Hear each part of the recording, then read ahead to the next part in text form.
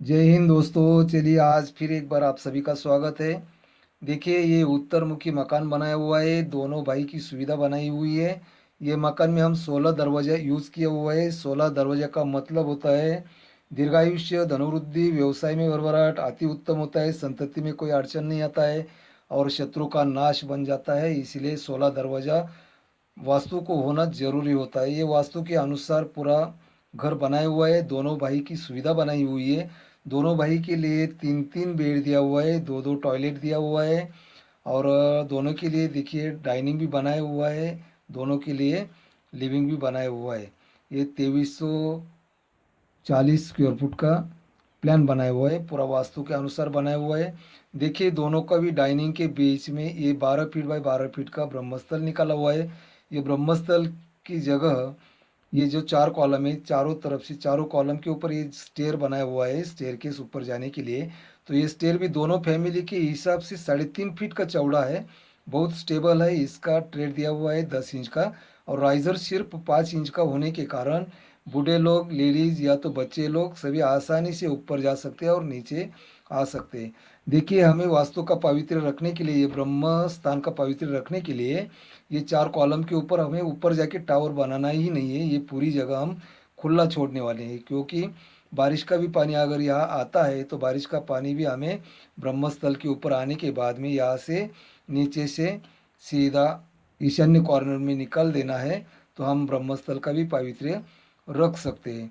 और देखिए दोनों डाइनिंग के बीच में ही हमारा अगर ये ब्रह्मस्थल की जगह, ये देखो ये भाई के लिए भी आउटडोर दिया है, वो भाई के लिए भी आउटडोर दिया है स्टेयरकेस में आने के लिए और ऊपर उनके ऊपर जाने के लिए। ऊपर जाने के बाद भी अगर ऊपर एक्सटेंशन लेते हैं, फर्स्ट फ्लोर बनाते हैं, तो ऊपर जाने के बाद में फिर ये भाई अपने अपने घर में चला जाएगा और ये भी भाई ऊपर आके उसके घर में चला जाएगा। G+2 भी, G+1 भी बना सकते हैं।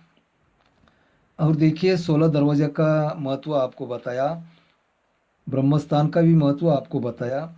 उसी तरह वास्तु के अनुसार देखिए इनका जो लिविंग दिया हुआ है, लिविंग 12.5 फीट बाय 17.5 फीट का है। लिविंग के सामने, और ये जो किचन है, किचन के सामने डाइनिंग प्लस लिविंग दिया हुआ है, तो ये भी 13 फीट बाय 12 फीट का है। और देखिए किचन आग्नेय कॉर्नर में आया, ये भी 9 फीट बाय 12 फीट का किचन है, बिल्कुल कंजेस्टेड नहीं है। अभी बेड देखते हैं। किचन और लिविंग के बीच में जो बेड दिया है पूरब के बाजू में, ये 9 फीट बाय 12 फीट का है। इसको गेस्ट रूम के लिए यूज़ कर सकते हैं, बच्चों के लिए या तो स्टडी रूम के लिए यूज़ कर सकते हैं। दूसरा जो बेड दिया है ये पश्चिम के बाजू में वायव्य कॉर्नर आता है, यहाँ 11 फीट बाई 11.5 फीट का बेड दिया हुआ है। और जो तीसरा बेड दिया है तो निवृत्ति कॉर्नर में 11 फीट बाई 12 फीट का मास्टर बेड दिया हुआ है। ये मास्टर बेड के लिए अटैच टॉयलेट बाथरूम है 8 फीट बाई 4 फीट का। और आप बाकी हम सभी फैमिली के लिए एक कॉमन टॉयलेट बाथरूम दिया हुआ है, ये भी 8 फीट बाई 4 फीट का दिया हुआ है। इसी तरह ये एक भाई का हो गया। इसी तरह ये एक भाई के मिरर ही दूसरा भाई का प्लान यहाँ बनाया हुआ है। तो ये भी देखिए उत्तर से एंट्री है, 12.5 फीट बाई 17.5 फीट का लिविंग दिया हुआ है। या लिविंग से हम एंट्री करते हैं, डाइनिंग में आ जाते हैं, तो ये डाइनिंग बिल्कुल हमारे किचन के सामने आ जाता है।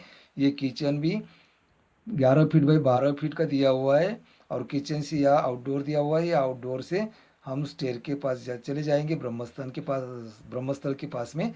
और देखिए दोनों डाइनिंग के बीच में ही दोनों भाई की कनेक्टिविटी हमेशा रहेंगी।